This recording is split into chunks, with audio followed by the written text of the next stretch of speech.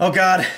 As soon as Alex Jones was gone, they started. Because without the great Alex Jones, defender of the truth and uncoverer of conspiracy, no one will protect us from the insanity that it is drugging our water. I'm just kidding, guys. Like, look, I think it was wrong that they banned Alex Jones, but I do find him to be more on the kooky side of things. And look, that's fine if you like him. A lot of people keep telling me that I'm wrong about him. And I'll admit, there are some things that I was wrong about, related to Alex Jones in the past. But then he has said a lot of things, because I'm not a big follower of his or anything like that. But someone posted a clip of a video where Alex Jones was like ranting about a conspiracy to put lithium in our water because lithium is a mind-altering drug. It's also an element, but it has a effect on our brains. It's like a bipolar treatment, and I believe it could be antidepressant. And so this was like 8 years ago. He ranted about it.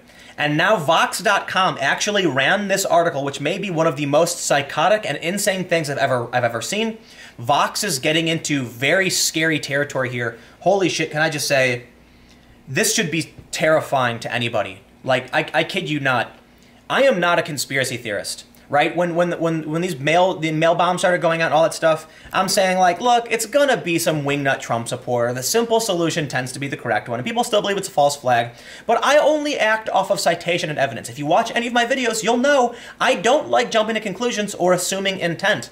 I read the articles, and I say, here's what we know and what we don't. That's the kind of person I am. Why is Vox running an article saying how our drinking water could help prevent suicide? Some researchers think putting lithium in our water could save lives. That is a ridiculous and terrifying thing. Lithium also can kill you, and it's also like it's actually really cool. I believe it's an alkaline metal, so when it gets wet, it like bursts into flames. It's pretty cool. But look how they frame it. How our drinking water could help prevent suicide, and people go, oh, that sounds pretty cool. Like, yeah, we want to prevent suicide. Yeah, we're going to put a mind-altering drug in your water. Why is Vox writing this? And if they were writing it, I hope they're extremely critical of the idea that we should be mass medicating. Here's the thing about fluoride. Look, a lot of people are probably going to bring up fluoride, and there are conspiracy theories about fluoride and all this stuff, and I know a lot of conspiracy theorists who talk about it. I'll be honest, I don't drink tap water. But even if you don't drink it, you're bathing in it, your food is made with it, there's fluoride in everything to a certain degree. The thing about fluoride is that the idea is it helps protect your teeth, right? If that's true, you don't need to drink it. And if that's true, then putting it in the water would be mass medication. So regardless of whether or not you like the idea of fluoride protecting your teeth, should it be in the tap water? I don't think so. Now, the reason I don't drink tap water, for the most part, is not because of fluoride. It's just because, for one, well, I take that back. I drink tap water. I have a reverse osmosis filter. It's like this really great multi-stage thing. They're not really that expensive, but it's just, I don't know, it sounded healthier to me. So for the most part, I don't drink tap water. I drink filtered water and purified and things like that with minerals. I know what I'm talking about. But now we're talking about putting lithium in the water. Vox says lithium is a potent psychiatric drug, one of the primary prescribed medications for bipolar disorder, but it's also an element that occurs naturally all over the Earth's crust, including in bodies of water. That means that small quantities of lithium wind up in the tap water you consume every day. Not me. Just how much is in the water varies quite a bit from place to place. Naturally, that made researchers curious. Are places with more lithium in the water healthier mentally? Do places with more lithium have less depression or bipolar, or most importantly, overall, fewer suicides? A 2014 review of studies concluded, and the answer was yes. 4 of 5 studies reviewed found that places with higher levels of trace lithium had lower suicide rates. And Nasser Ghaemi, the Tufts psychiatry professor who co-authored that review, argues that the effects are large. High lithium areas, he says, have suicide rates 50 to 60% lower than those of low lithium areas. In general, in the United States, lithium levels are much higher in the Northeast and East Coast and very low in the Mountain West. He told me on a new episode of the Vox podcast, Future Perfect. And suicide rates track that exactly. Much lower suicide rates in the Northeast, and the highest rates of suicide are in the Mountain West. And this is an important time to point out correlation is not causation. There's 1,000,001 reasons why people in the Northeast and East Coast might not be committing suicides at such high rates. And for one, I could just say proximity to a larger population. When you are trying to commit suicide and you are surrounded by much more people, for one, I'd imagine, and they say suicide rates, does that count attempted suicides, right? That's an important point. because people who might try to kill themselves are more likely to be found in more densely populated areas. They're also more likely to have access to infrastructure resources. They're also more likely to experience 4 seasons and maybe not be affected by seasonal affective disorder. There's a ton of reasons you could correlate the Northeast with lower suicide rates than the mountainous West. You're in the middle of nowhere in the mountainous West. In the Mountain West, the density is much less, and you have less support in general. The idea, like, look, we know lithium is a treatment for certain mental ailments, but this is getting scary. It's getting scary, right? If you apply that 50 to 60% reduction in the US, where about 45,000 people total died, see, there we go. Are they not talking about attempted suicides?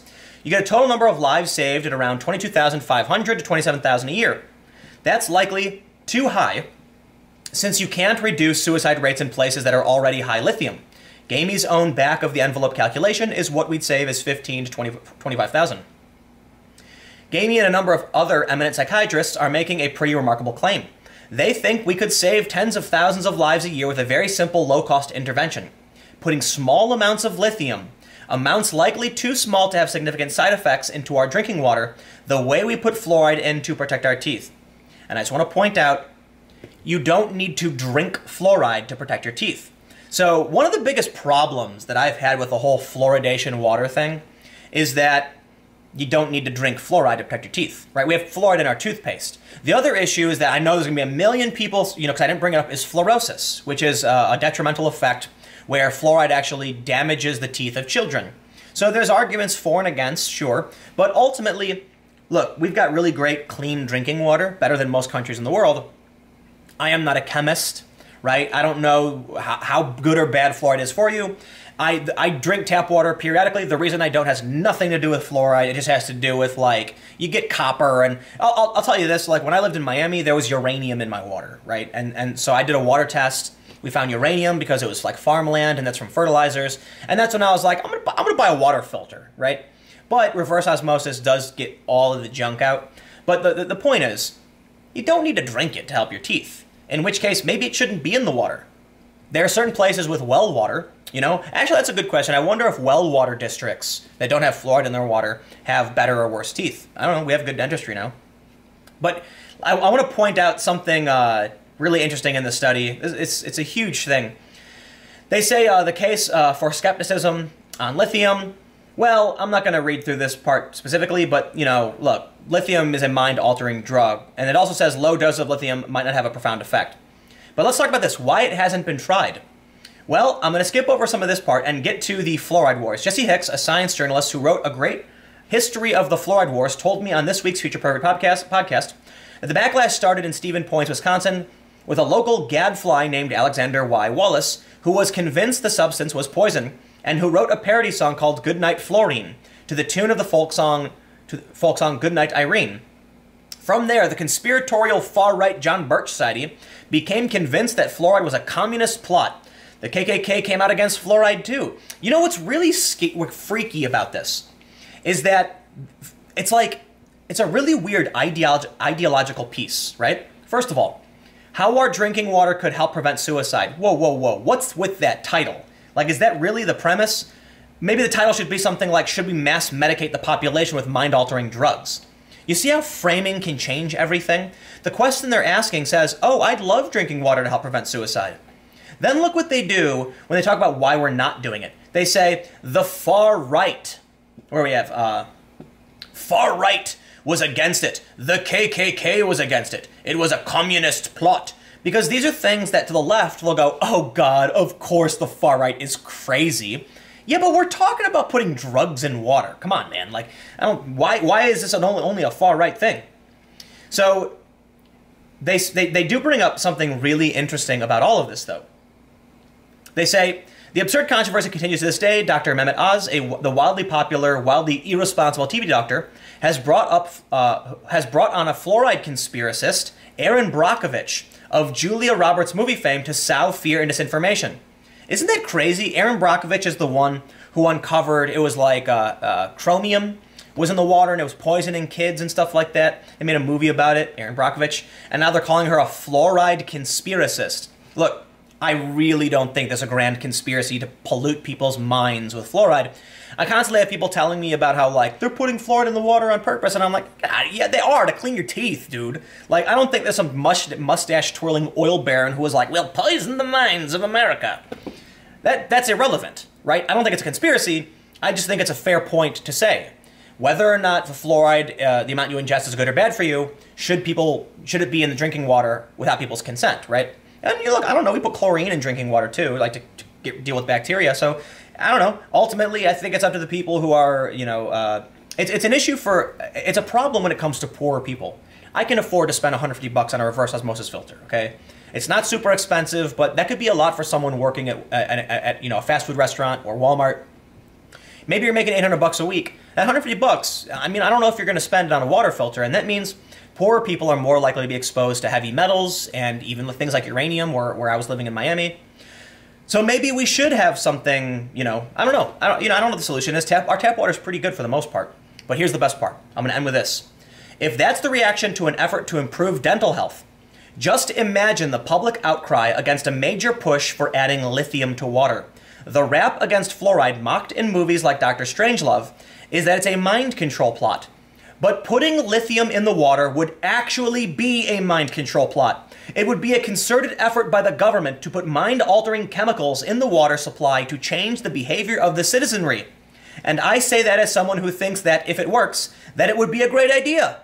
Preventing suicide is really important, but it does require changing how people think a tiny bit. My God, this is the most terrifying, psychotic insanity I have ever read coming from a mainstream institution. Is Alex Jones the problem when he's sitting there shaking his head screaming about the government's going to turn the frogs gay? In my opinion, no. Okay, listen. If Alex Jones wants to he's being hyperbolic, he's talking about atrazine, right? If Alex Jones wants to ring alarm bells and scream about 1776 rising again, and people think he's hyperbolic or conspiracy theorist, that's fine. He's not actively advocating for mind-altering drugs to be put in our drinking water like Vox is right now. Dude, if Alex Jones put on a banana, like there's a viral photo of him screaming at like horse manure in the street, people think he's a loony dude.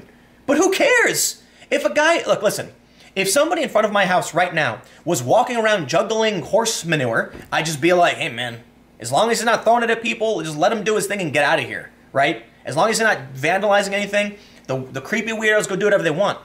But if someone came up door to door and they were advocating for putting drugs in our drinking water, I'd be like, yo, dude, that's dangerous. This is a problem. What Vox is doing is so profoundly dangerous, okay?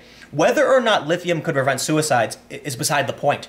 The idea that we would mass medicate people who might not need it is terrifying.